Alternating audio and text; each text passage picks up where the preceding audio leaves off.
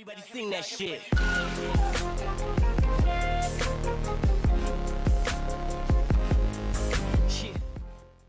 McLaren consider loaning out British star Lando Norris as they look for him to gain experience.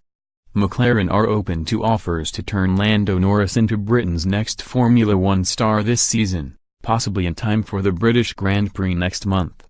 The team are keen to blood their 18-year-old test driver, despite recently turning down a race seat for him at Toro Rosso.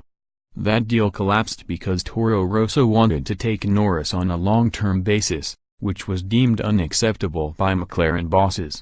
But it is understood that if Toro Rosso, or another team, could find space for him at any of the remaining 14 races of the season without condition, McLaren would let him go on loan.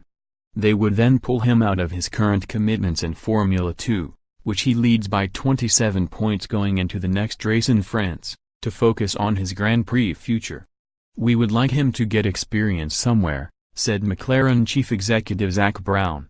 "Lando is a McLaren driver and we think he has a bright future here, but if an opportunity came elsewhere we would seriously consider it. But we have got no interest in letting Lando go anywhere long-term." If he made his debut this season, Norris would become Britain's youngest ever Formula One driver. Norris is in contention for a McLaren race seat next year, either as a replacement for Fernando Alonso, if the double world champion quits the sport, or for the Belgian driver Stoffel van Doorn. Meanwhile, Lewis Hamilton returned to England on Monday for consultation with his Mercedes team after losing the World Championship lead to Ferrari's Sebastian Vettel in Canada on Sunday.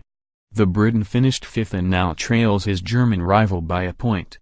Hamilton said, "It is tough when you don't get the result you have worked for.